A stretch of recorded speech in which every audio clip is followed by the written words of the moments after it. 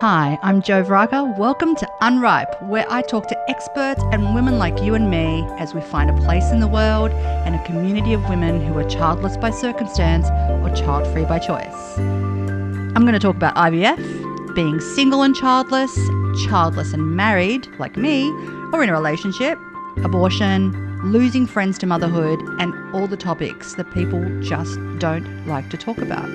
Who knew how hard it could be to find a group to talk about this stuff? We're a tribe hidden in plain sight. So I'm going to talk about it all. The good, the bad, the freedom, the loneliness, the judgment, and the possibilities when you're a childless woman. Let's make these conversations part of the mainstream. So come on, join me.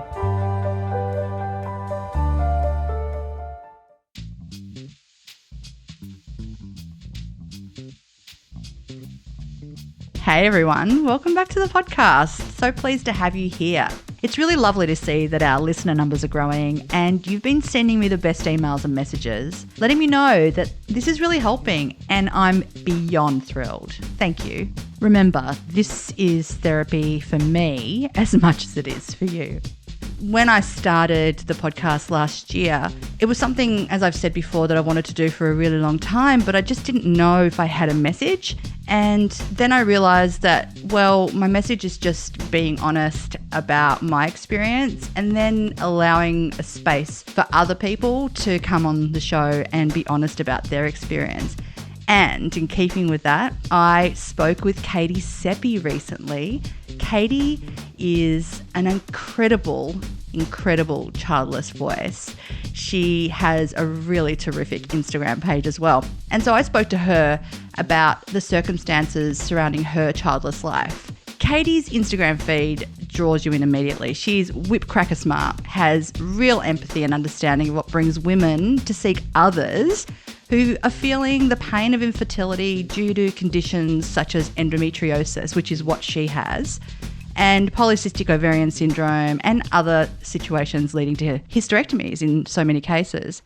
Now, Katy was once a beautician and a hairstylist, and let me tell you, it really shows on her feed. She is gorgeous. I was drawn to Katy largely because her message is fun and heartbreaking and really beautiful to look at and so honest.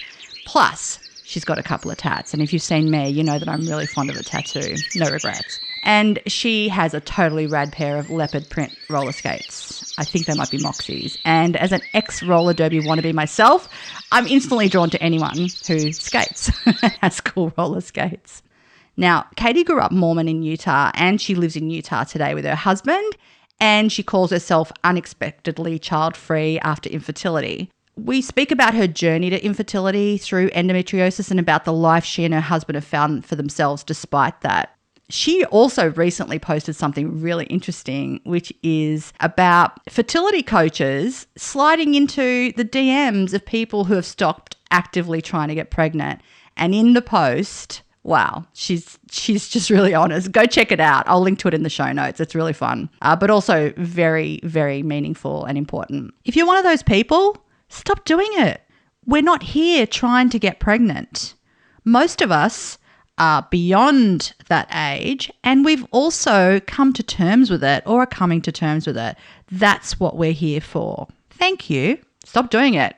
Anyway, Katy tells us how she got here, how she came to be married quite young, and how she came to be infertile, and how growing up Mormon has had an effect on how she thought about herself as a woman in a culture that puts mothers and motherhood on a pedestal. And we also speak about an event that she's got coming up in March, which is super duper exciting. I can't wait. Enjoy the show. Hi, Katy. Hi. Welcome. Thank you. So I've introed you a little bit. Now it's over to you. Tell us a bit about your story. The kind of short version is that my husband and I got married pretty young. I was Mormon when we got married, so there's a big emphasis on having kids. My husband was more ambivalent about having kids, so I had made a rule that the no wins. So as long as he was a no, it was going to be a no. And then we were married for really almost a decade, and he got really excited about having kids suddenly and was like, "Yeah, I want to do this. Let's go for it." And the researcher that I am, I had spent so long reading like books about how to monitor your cycles and how to get pregnant quickly and all these things. So I was like, oh yeah, I got this. And then month after month kept going by, not getting pregnant. So we, started doing the doctor's visits and trying to figure out what was going on. And so during the 4 years that we were going through infertility, I had a surgery to remove uterine polyps. And then I had another surgery to remove endometriosis and fibroids. And then we had a failed IVF cycle. And then, all the negative pregnancy test months every month in between during that time. And I got to a place where I was making the decision of if I wanted to do a second IVF cycle or have a hysterectomy, partially for my endometriosis, but also I had fibroids and other stuff going on. I was just sick of having periods too. So ultimately, I went with the hysterectomy. And so that kind of put a hard finality to our trying to conceive. And then obviously we had other options that we could have considered, like adoption or even doing surrogacy, because I still have an ovary. But for us, we just decided that we have been through so much and put so much time into it already that it just wasn't worth starting a new process. That was a few years ago. And I had kind of a different story because I had this final line in the sand where, someone who has unexplained infertility, you could go years and years still having a period, wondering could this month be the month that it just happens? But for me, it's I know it's not going to happen, so I can just have this finality and move forward.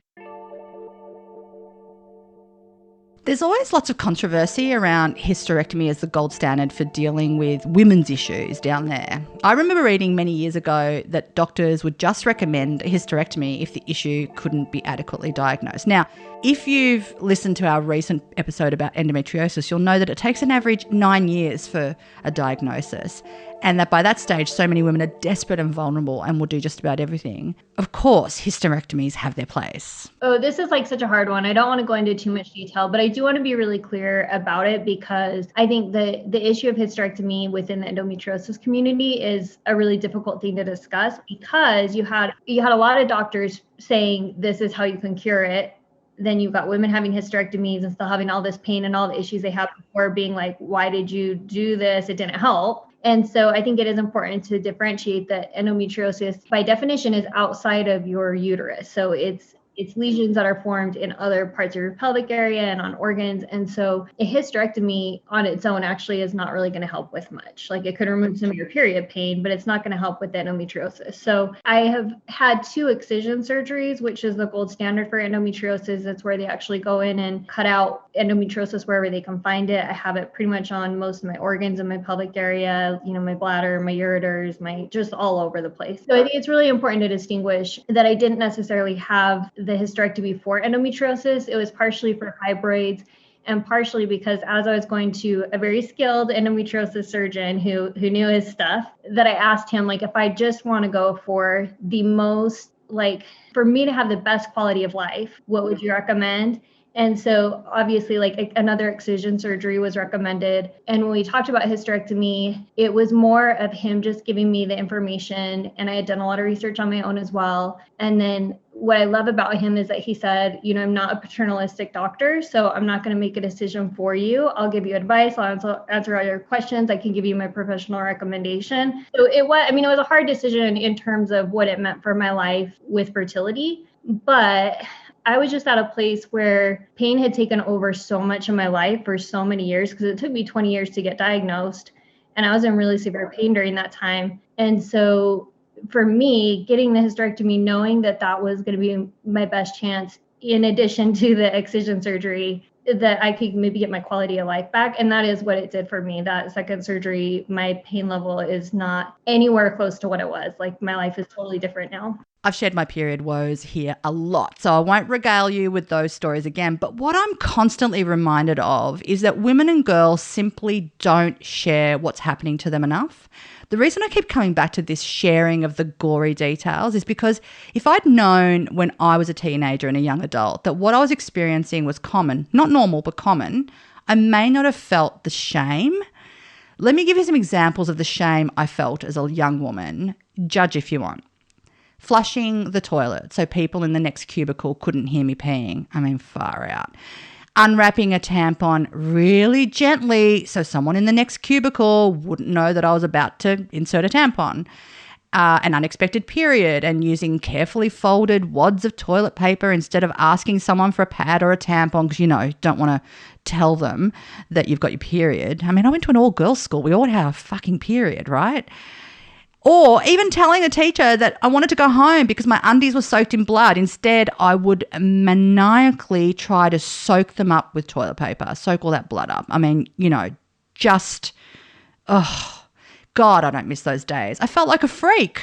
How about you, Katie? Oh, yeah. I mean, we all know that other women are having periods, but it's not like we're talking about like, well, what does that look like for you? And so I went through my entire like junior high and high school years. My mom, who I also think probably had endometriosis but never got diagnosed, she had taught me how to take 2 of the super extra, like those super plus humongous tampons. She had taught me when I was in junior high how to use 2 of them at once so that I could go to school, because my flow was that heavy that like I put in a super extra tampon and it's not going to last that long. I'm going to bleed through it. But to me, like, because that was normal for her and she didn't know that was abnormal, that got taught to me that that's normal and that's just what your period is. And my sisters had debilitating periods too, where, it was like, take a handful of Midol or ibuprofen, like way more than what we should have been taking, and like just do what you can to get through your day. So I think it's hard because if whatever you hear from others gets normalized and we don't talk about it. Okay, enough about periods for now. By the time Katie understood that it was unlikely she was going to become a mum, she was an adult and the longing was real. The grief was...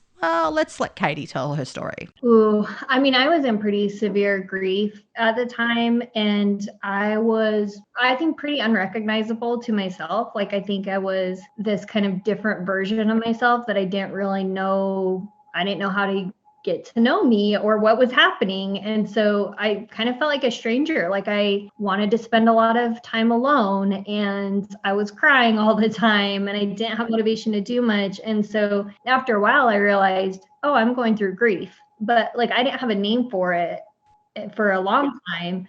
I just felt like this is my life now. I'm always going to feel like this. I'm just always going to be this sad person that's crying every day, all day. The way we're brought up has a huge impact on so much of our lives. Maybe you were told that being a mum was the most noble role for a woman. So if you then decided to opt out or you're childless not by choice, what does that mean for you? If these thoughts are embedded into our minds, it's so hard to reinvent them. I grew up Catholic and it was pretty lax in terms of following any doctrine. As an Italian Catholic, a lot of it is optics. Please send hate mail to... No, don't. The religion really didn't factor into my life other than the 8 hours a day at Catholic school, weekly confession and all that stuff. The Catholic Church, like so many religions, doesn't have a name for childless women. And yet, there's a tribe of them who serve the faith. We call them nuns. For Katie and her husband, who both grew up Mormon, the impact on the religion on their lives was most broadly encompassing. From what I can tell, Mormonism isn't something you just do on a Sunday, like us Catholics. It's a way of life that impacts everything, especially the woman's role in nurturing the family. So by the time Katie got married, her husband was no longer practicing and Katie had 1 foot in and 1 foot out. But that didn't make things any easier.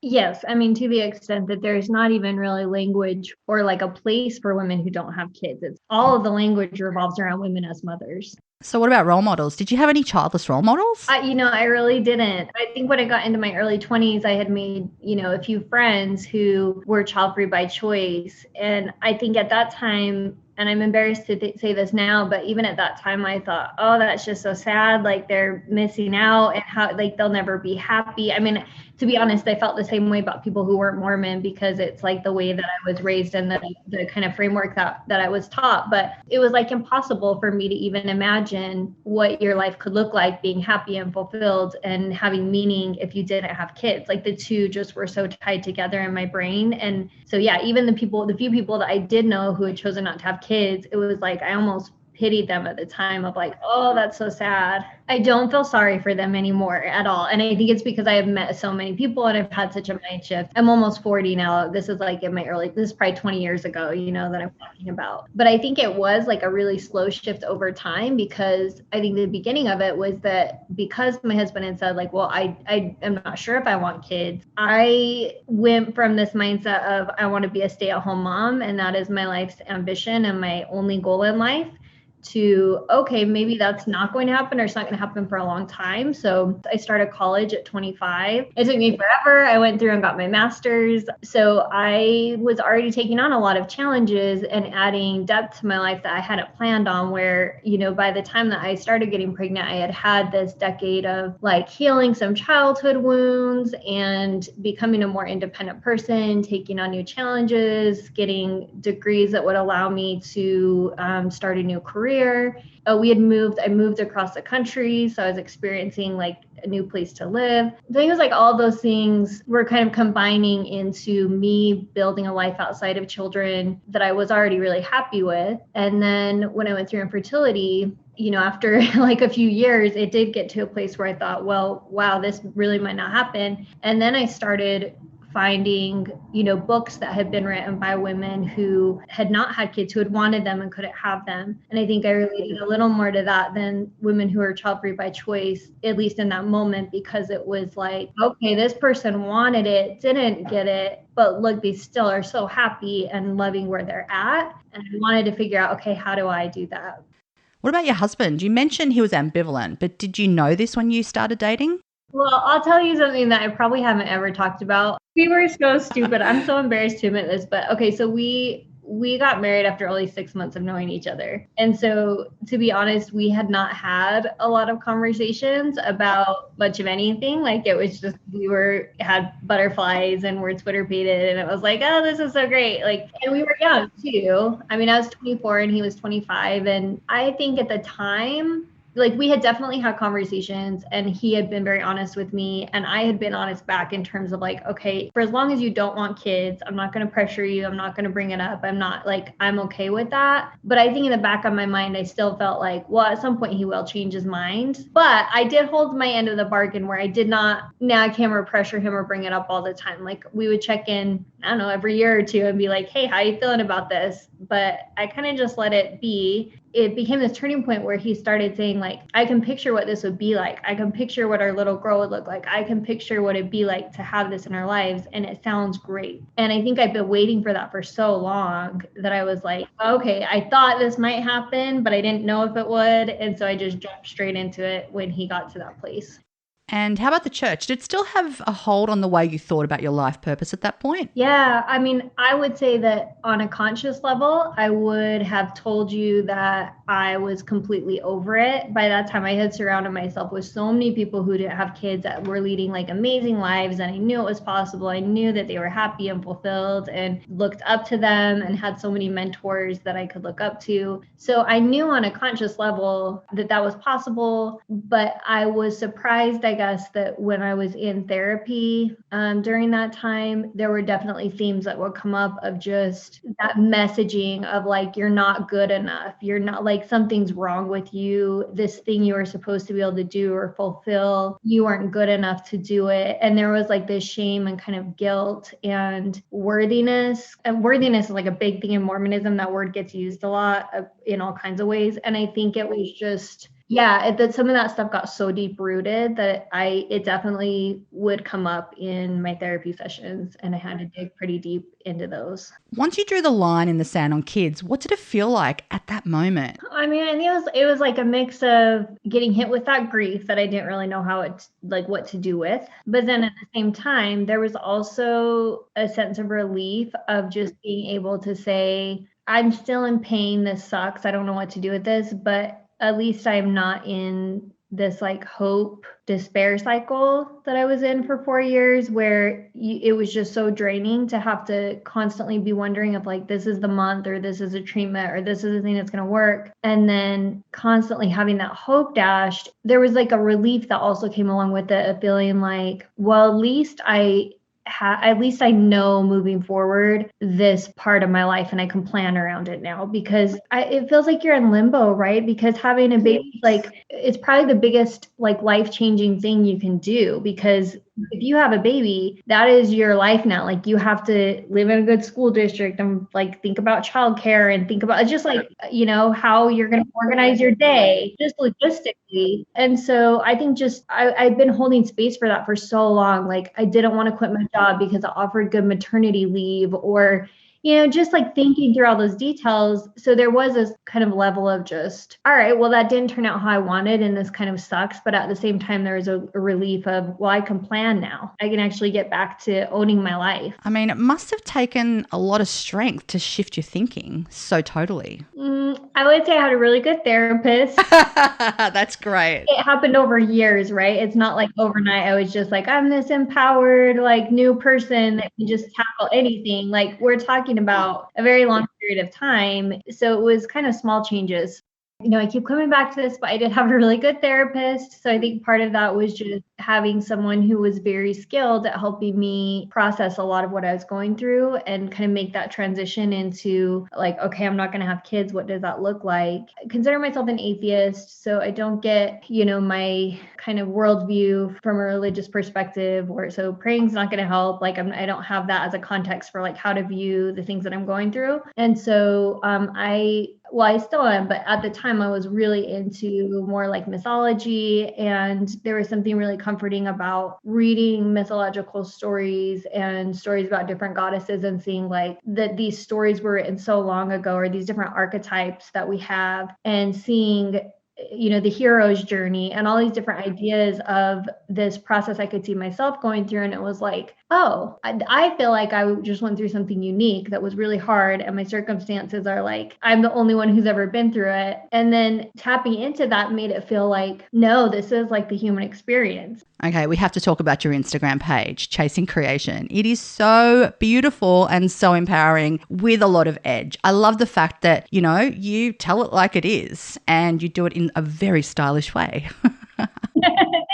I think it was almost 2 years ago. So Chasing Creation, I got the idea for it while I was recovering from my hysterectomy. So I had like a month off of work, and I watched a bunch of tutorials on how to start a WordPress site and like all this stuff. And I had an idea in my head of what I wanted it to be. And then I don't think I did anything with it for like 6 months. It just sat there. And then I was like, oh, I'll do a blog. So I did some blog posts, and then I got really bored of writing blog posts. But then I started my Instagram account. I really liked how interactive that was. It's funny because I'll get this feedback from people of like, oh, this post meant so much to me today. It's what I needed to hear. And it's funny to me because I typically will just write like what I'm needing to hear at the time, or the thoughts that are rattling around in my brain. And then those are typically the ones that like resonate with other people too. When I initially started the account, it was really about feeling so lonely and wanting to put my thoughts out and my experience out in hopes that maybe a couple other people would respond. And I could have that like echo back of, yes, I get it. Like that validation of, I've been through this too. I know what it's like. Let's connect and talk about it. And now I've literally connected with hundreds, thousands of people who are in similar situations. And my grief is not as strong as it was. And I don't need as much validation because I've received it from so many different amazing people that I've connected with over the last few years. So I do feel like I get a lot out of it still, in terms of like, I love the connection. I love the community, but I don't need it in the same way that I used to. So there is this level of feeling like it's gone from something very personal to me now being very focused on how do I build community for others. Do you find yourself wondering what big thing you'd have to create that would give your life as much meaning as having a baby? I mean, I know I have. I really feel like we've got to push back against that message that if we don't have kids, there has to be something huge and braggy that we can like show instead. I don't feel like I need some big, huge, grand thing. Like, it's a pretty simple life. I have a job. I work for a nonprofit that does children's advocacy. Katie's really typical of Americans in some way. This is what I found when I lived there. They travel a lot for work and for university. I always found that really fascinating. Students travel across the country for college rather than go in one of their states. And for Katie, this has created a love of new experiences. We've had some really fun experiences. Like we moved to the American South when I did my master's program. We moved to Georgia and we lived there for a year. And then we moved to Charleston, South Carolina. And we were there for a couple of years. And then we moved to Atlanta, Georgia, and we were there for like a year. And then we bought a cabin up in the mountains and we lived in a cabin for 2 years. So we've had like really fun experiences last couple of years. Most recently, we just moved back to Utah a few months ago, and that put me back with my family, although with coronavirus, I haven't been able to see them much, but that's something that I realized is really important to me. I enjoy having new experiences. And so the flexibility of being able to hop around and travel and we talked a lot about life purpose, and Katy admits to being a dabbler like so many of us, like me. Oh my God, if I told you all of the things that I have tried over the years, it's fun. But Katy's now working on a really important project that is full of purpose and courage, and she's seeing it all the way through. This was my harebrained idea. We'll see how it all comes together. But with my job that I have full time, I put together Summit. So I have experience with it. And I had this kind of idea in my head about how cool it would be to do it for the childless community. But I travel a lot for work typically. And so I thought there is just no way that I could pull that off. So with coronavirus, I have a lot more time in terms of I'm not traveling as much. And I thought, this is like this perfect window, not taking into account just the like level of stress that it puts on you to be living through a pandemic, and timing wasn't as great as I thought. It's a little more stressful than I had planned. People are doing things kind of in silos, but I haven't seen anything on this big of a scale to say, who are my favorite childless voices? How can I bring them together for one event? It's a 4-day event. It'll be all online. I have 28 different speakers and there's a different theme every day. So the first day is focused on our stories. The second is finding healing. The third is making connections. And then the fourth is looking ahead. It's really turned into just this way to bring community together. And I think, my master's degree is in social work, but the emphasis was in program development and community empowerment. And so I think because of that training, I come to so many different things with like a community lens of how do we build this? And to me, that's where my heart is right now, because I think if you're someone who is just realizing that you wanted to have kids and you're not going to have them, sometimes it can feel like there's a couple books you can pick up. There's like 1 or 2 podcasts. There's starting to be a couple more, like yours is so fantastic. There's a couple Instagram accounts you can follow. Jody's got her whole like support system that you can tap into. And those are all amazing, but it can feel very siloed where it's like, I want everyone coming into this to just feel held by a community and like they're part of something bigger. And to do that, we need to collaborate. We need to be sharing language, how we talk about it, how we share ideas around what it's like, how we share resources. And so that's kind of my big vision. So I have to ask, what made you do it? What kind of a difference would this have made for me if I had access to this 5 years ago? Because the thing about this path is that I may be in a different place right now because I feel like I've gone through a lot of healing and I'm pretty happy where I'm at right now. But what about those people who are me 5 years ago, who are just at the place where I was then? What do they have in terms of resources and support right now? And so I really tried to bring my values, my personal values into this. That's why all of the presentations are available for free, because I wanted it to be accessible. I wanted everybody to be able to benefit from it. To me, that's important. Like there's so much healing and validation and peace that can come with hearing someone, like I said before, that can kind of echo your story or echo that, like, yeah, I get it.